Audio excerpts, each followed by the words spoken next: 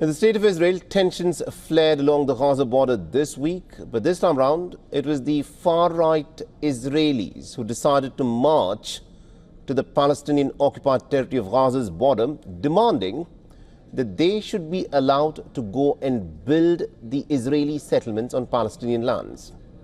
Now, dozens of these far-right Israeli activists rallied to an observation point overlooking the Gaza Strip.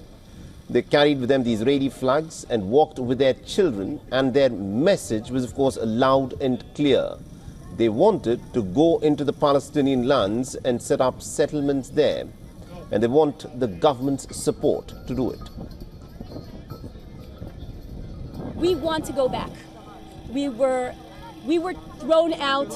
It was a travesty. It was a terrible, terrible mistake of the Israeli government, and we paid for it very dearly on October 7th, and all of the wars until October 7th, from the disengagement until October 7th, Israeli society has been paying for this terrible mistake dearly.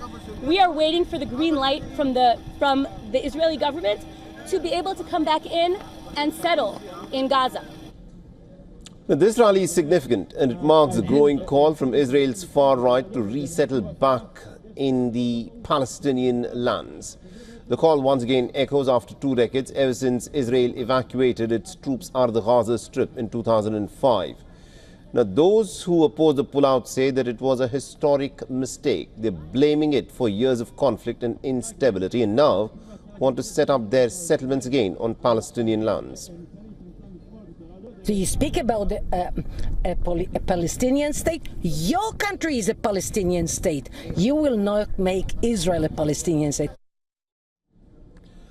And amongst those who's pushing for the Israelis to set up settlements in Gaza is this man that you're seeing on your screens. He is the finance minister of Israel, Bezalel Smotrich, who this week again declared for Jewish settlements to be built on the Palestinian lands in Gaza, and he said that this is closer than ever. And he called the Palestinian territory of Gaza to be an inseparable part of Israel. Now, Netanyahu's government also includes several far-right ministers who openly have supported the taking over of the Palestinian lands for Israel.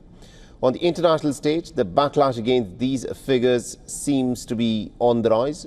Netherlands, for instance, has banned both Bezalel Smotrich and Itamar Ben-Gvir from entering into the Netherlands.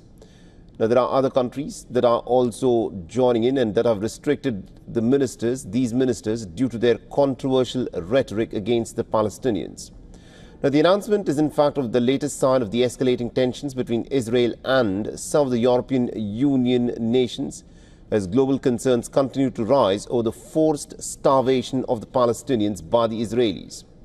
Now, the Dutch government is in fact the second EU nation to bar Bezalel Smotrich and Itamar Ben-Gvir, after Slovenia announced its own ban on these two individuals earlier in July. Now, the United Kingdom, Canada, Australia, New Zealand and Norway have also banned the ministers last month. Separately, several EU countries, including the Netherlands, have weighed in on whether to comply with the ICC arrest warrant against Prime Minister Netanyahu.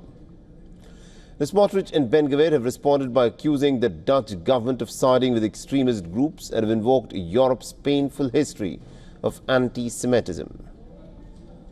For all the latest news, download the WION app and subscribe to our YouTube channel.